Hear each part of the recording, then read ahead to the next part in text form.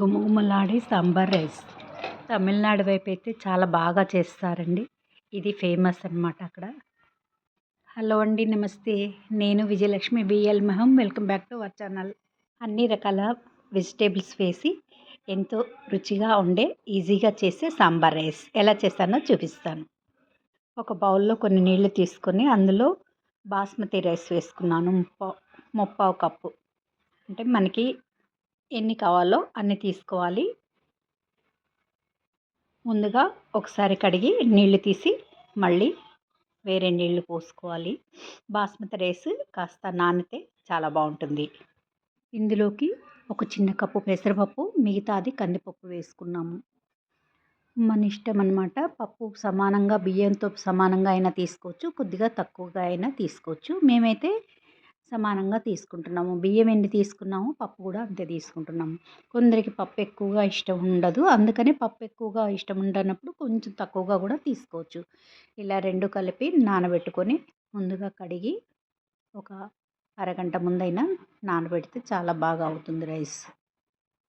కందిపప్పును పెసరపప్పు రెండు కలపడం వల్ల కొంచెం పప్పు చిక్కగా ఉండటమే కాకుండా ఆరోగ్యానికి కూడా మంచిది. ఇలా వెజిటేబుల్స్ అన్ని టమాటా, సోరకాయ, బీన్స్, క్యారెట్, ఆనియన్స్, ఆలు, ఇవన్నీ పచ్చిమిర్చి అన్నీ పెద్ద పెద్దగా కట్ చేసుకున్నాము.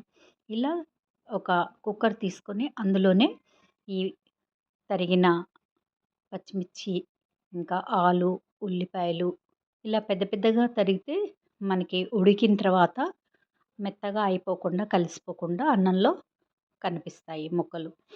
మన ఇష్టం. ఉంటే వంకాయలు కూడా వేసుకోవచ్చు, గుమ్మడికాయలు కూడా వేసుకోవచ్చు.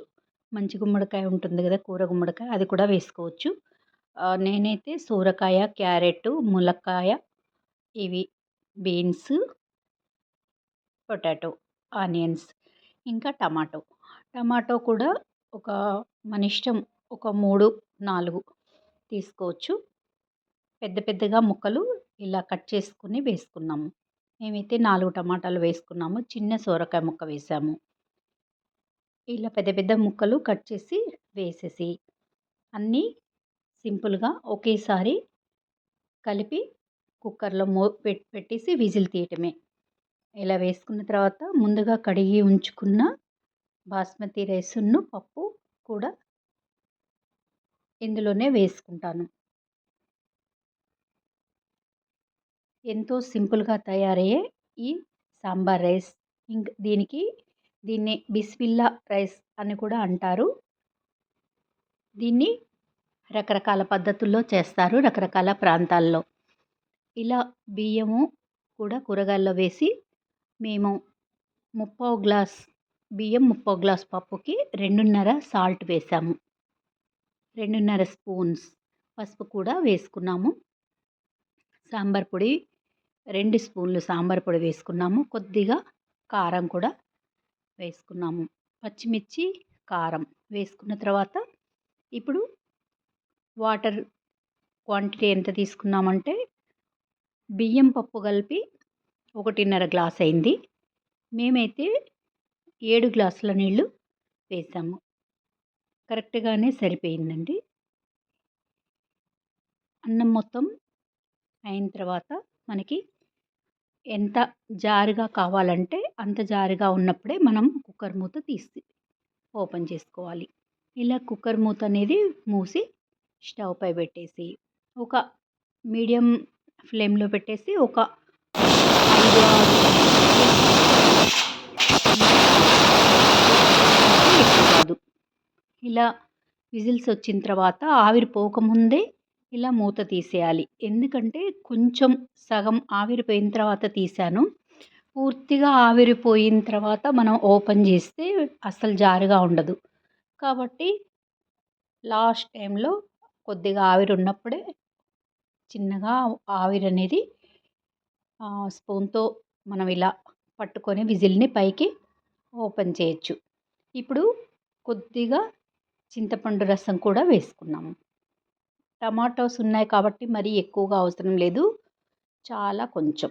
ఇందులోనే చిన్న స్పూన్ మిరియాల పొడి వేసుకున్నాను. తాలింపు కోసం కరివేపాకు, ఎండుమిర్చి, జీలకర్ర, ఆవాలు ఇలా స్టవ్‌పై గరిటెలో నూనె వేసి వేగాక, నూనె కాగాక జీలకర్ర, ఆవాలు వేసి చిటపటలాడుతున్నప్పుడు ఇవి చక్కగా ఎరుపు రంగు రావాలి. అప్పుడు ఎండుమిర్చి, కరివేపాకు కూడా వేసుకోవాలి ఇందులో.